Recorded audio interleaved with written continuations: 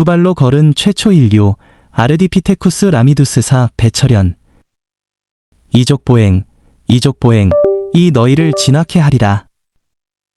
두 발로 걷기 시작하면서 침팬지와 다른 진화의 길 걸어 두 손에 자유 얻은 뒤 도구 사용하고 두뇌 용량 비약적 발전. 두 발로 선 최초의 인류 아르디피테쿠스 가운데는 그 후예들이 불과 도구를 사용하고 생각하는 능력을 키울 수 있는 발판을 마련했다. 그의 후예들은 신의 대리인으로서 능력과 역할을 우주로 확장해 가고 있다. 1. 위대한 존재의 사슬. 위대한 존재의 사슬, 사진 안에서 만물은 각자 정해진 역할과 계급이 있었다. 이 사상은 르네상스 이전까지 중세 유럽의 지배계급의 명분으로 활용됐다. 프랑스 사상가 비 파스칼은 그의 저서 팡세에서 인간을 자연 가운데 가장 연약한 갈대로 비유했다. 눈바람에 쉽게 휩쓸려 을씨년스럽게 보이지만 어지간해선 꺾이지 않는다. 그 모습은 애처롭지만 굳건하다. 인간은 갈대처럼 그렇게 스스로 서서 하늘을 향하면서도 머리를 숙일 줄 아는 유연함을 가진 존재다. 인간은 다른 동물과 달리 동물적인 본능을 스스로 억제하고 자신을 넘어선 세계를 상상하는 능력인 사고를 하는 동물이다. 인간의 지적 능력에 대한 자화자찬은 대체로 필요하긴 하나 대부분의 경우 해가 되곤 한다. 인류의 이런 자화자찬은 위대한 존재의 사슬, 그레이트 체인 오브 비잉 이라는 철학적 개념에서 비롯됐다. 기원전 4세기 그리스 고전 철학의 마지막 주자이자 완성자인 아리스토텔레스는 동물의 역사라는 책에서 스칼라 나투라이, 스칼러 나투리, 번역하자면 자연의 사다리라는 개념을 창안했다. 우주 안에 존재하는 만물들은 그 중요성에 따라 자신에게 맞는 정해진 위치가 있다는 이론이다. 그 정해진 위치를 사다리로 표현했다. 아리스토텔레스의 사상은 기원전 3세기 신플라톤주의 사상에서 구체화되기 시작했다. 신들은 인간의 상위에 존재하고 인간들은 다른 동물이나 무생물 위에서 군림한다는 게 골자다. 이 사상은 중세 스콜라 철학자 토마스 아퀴나스에 의해 심화되어 인간은 우주 안에서 특별한 위치를 차지하게 됐다. 위대한 존재의 사슬은 르네상스 시대 유럽인들의 사상을 지배했다. 당시 유럽 사회의 봉건제도, 왕권 신수설, 군주주권론 그리고 개인의 신분에 따라 노동을 구분하는 등 사회 전반을 지배했다. 생물이든 무생물이든 만물은 신이 창조한 세계 안에서 자신만의 특별한 계급과 위치가 존재한다. 이 구분은 구체적이어서 이를테면 상수리나무와 장미는 식물 세계에서 최상위 자리를 차지하고 사자와 독수리는 동물왕국의 우두머리다. 더욱이 왕과 왕비는 인간 세계의 정점에서 신적인 권리를 부여받았다. 만일 이런 신적인 질서를 훼손하는 경우엔 자연재해와 전염병이 창궐할 것이라는 믿음이 지배했다. 만물이 각각의 알맞은 목적이나 임무를 신으로부터 부여받은 것이다. 아리스토텔레스 철학에 등장하는 텔로스 혹은 궁극적인 이유다. 만일 개체가 자신에게 부여된 고유한 의무를 망각하거나 최선을 다하지 않는다면 우주는 혼돈에 빠지게 될 것이며 신의 질서를 파괴하는 것이다. 인간은 신의 최고의 피조물로서 자신의 위치를 망각하거나 거부할 경우 천재지변이 일어날 것이다. 죄라는 것은 신의 명령을 이탈하는 행위가 아니라 신의 질서에 대한 거부다. 신과 피조물 사이에 선 인간의 고민. 2. 알렉산더 포우프의 인간론. 18세기 영국 시인 알렉산더 포프는 인간론, An Essay on Man, 1733에서 1734 이란 시에서 이런 인간의 딜레마에 대한 고민을 토로했다. 그는 어려서 척추결핵에 걸려 불구의 몸이 되었지만 독학으로 고전을 탐구해 영국 고전주의의 대표적인 문인이 된 인물이다. 그는 이제 인간이 신이 정한 위대한 존재의 사슬 안에서 새로운 길을 모색해야 한다고 주장한다. 그는 인간은 이제 신의 간섭 없이 스스로 걸음마를 떼기 시작했다고 믿었다.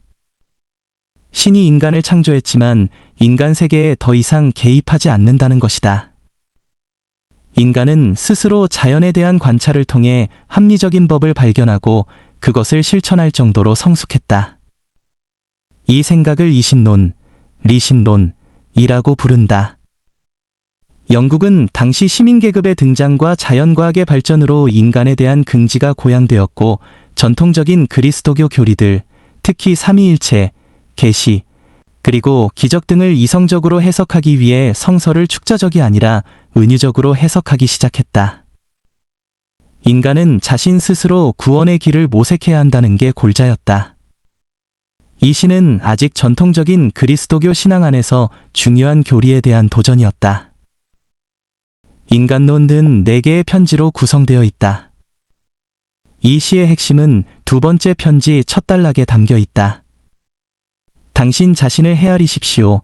신을 자세히 살피겠다고 하면서 추정하지 마십시오. 인류에게 적당한 연구 대상은 인간입니다. 인간은 어정쩡한 중간 상태인 지엽에 있습니다. 우울하게 지혜롭고 건방지게 위대한 존재입니다. 회의적으로 보기에는 너무 아는 것이 많고 금욕주의적 자부심으로 보기엔 너무 약합니다. 인간은 그 중간에 매달려 있습니다. 인간은 과학을 이용해 자연을 관찰하면서 그 작동 원리를 알기 시작했고 조물주의 우주 창조 원리를 감지하기 시작했다. 과학을 통해 인간은 자신들이 신의 능력을 전수받았으며 스스로 신의 흉내를 낼 수 있다고 확신하기에 이르렀다. 이런 인식에서 서리석은 자란 과학의 진보가 가져다준 지식을 습득하지 못하는 자였다. 3. 다윈의 아인간의 유래. 한 영국 생물학자는 알렉산더 포우프의 이상을 과학적으로 입증하는 데 과감히 도전했다. 그의 이름은 찰스 다윈이다. 역사는 남들이 상상할 수 없고 상상한다 하더라도 감히 시도할 엄두를 못 내는 일에 과감히 뛰어든 사람이 만들어가는 법이다. 그는 낯선 경계에서 자신만의 해결점을 찾으려고 시도했다. 신중하면서도 동시에 무모한 자, 찰스 다윈은 그런 사람이었다. 그는 1859년에 저술한 이 종의 기원들 통해 생물의 기원을 신화나 종교 문헌에서 찾을 것이 아니라 인간 스스로 만든 과학으로 설명하겠다고 선언했다. 당시 서양인들은 생명의 기원을 성서의 첫 책 창세기에서 찾았다.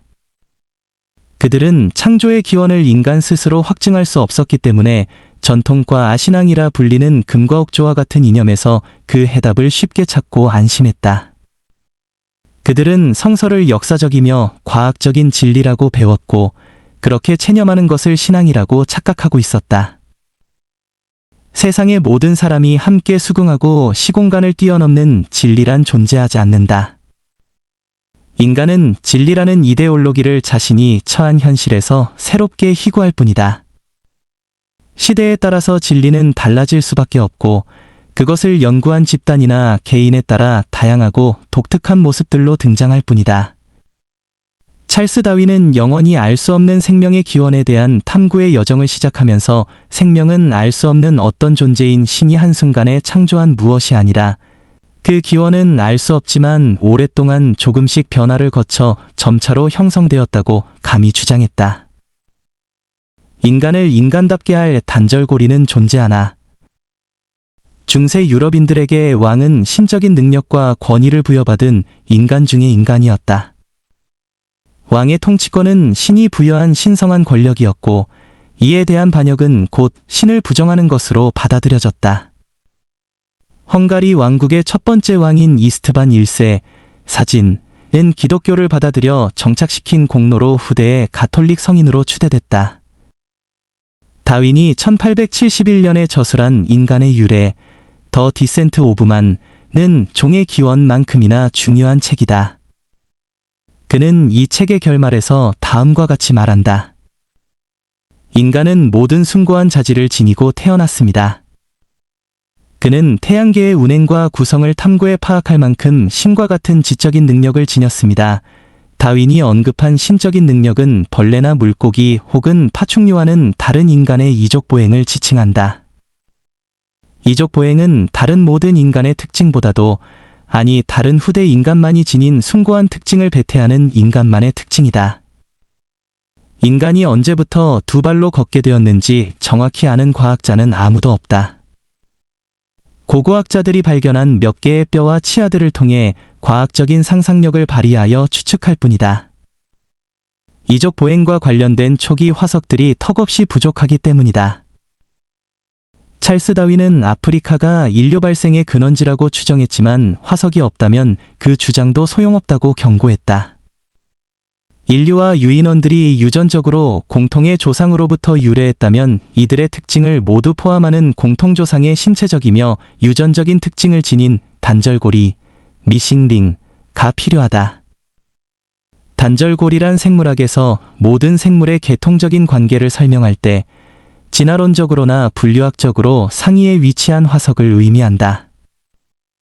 우리는 쉽게 침팬지나 혹은 아프리카에서 발견된 원숭이들의 공통조상이 그 단절고리라고 착각하기 쉽다. 오늘날 우리가 동물원이나 아프리카에서 보는 유인원들은 마지막 공통조상으로부터 그다지 많이 변화하지 않았다는 통념 때문에 언젠가 생존하는 원숭이들과 인간의 중간 정도의 화석들이 발견될 것이라고 믿었다. 그러나 최근 고고학 발견에 의하면 인간이 다른 유인원들과 공유하는 공동의 조상이 될 만한 화석은 없다. 진화론을 주창한 찰스 다윈은 이족 보행을 다른 생물과 다른 인간의 심적인 능력이라고 보았다. 두 발로 걸을 수 있게 되면서 급격한 진화가 이뤄졌다는 것이다. 다윈은 인간의 진화를 그들이 사용하는 도구, 이족 보행, 뇌 크기 그리고 줄어든 송곳니로부터 설명한다. 그는 당시 이미 발견된 네안데르탈인과 비교해 다른 점을 부각시켰다. 그러나 그 이후 1890년대에 호모 에렉투스, 호모 이렉터스가 1920년대엔 오스트랄로피테쿠스, 오스트럴로피시커스가 발견됐다. 당시 학자들은 이 두 화석이 호미니드, 하미니드와 연관되지 않았다고 밝혔다. 그렇다면 현생 인류의 시작을 알리는 최초의 화석은 무엇인가? 4. 아르디피테쿠스 라미두스, 아우더피시커스 레머더스.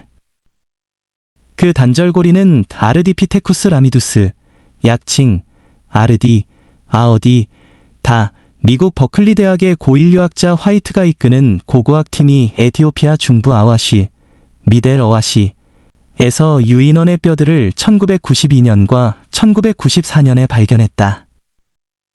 중부 아와시는 16만 년 전 호모 사피엔스의 뼈에서 인류 최초의 커피 잔재가 유전자 분석을 통해 발견된 곳이기도 하다. 화이트와 동료들은 아르디와 유사한 적어도 36구의 화석화한 유인원 유골에서 110개의 화석을 발견했다.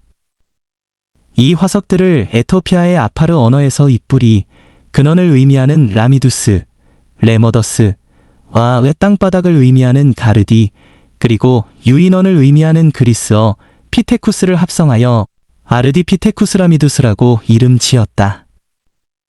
아르디피테쿠스 라미두스를 굳이 번역하자면 인류의 뿌리, 라미두스가 되는 땅에서 거주하는 아르디, 유인원, 피테쿠스 정도가 될 것이다. 화이트는 오스트랄로피테쿠스라는 속과 구별하기 위해 별도의 아르디피테쿠스라는 새로운 속의 명칭을 만들었다. 아르디는 키가 120cm, 몸무게는 50kg 정도로 탄소연 대측정에 의해 440만 년 전에 살았던 것으로 추정되며 지금까지 알려진 가장 오래된 인류의 특징을 유추할 수 있는 유인원이다. 아르디가 특별한 이유는 우리가 발굴한 유인원의 뼈들 중 침팬지와 인간의 공통 조상이라고 추정할 수 있는 단절고리이기 때문이다. 아르디는 침팬지도 아니고 인간도 아니다.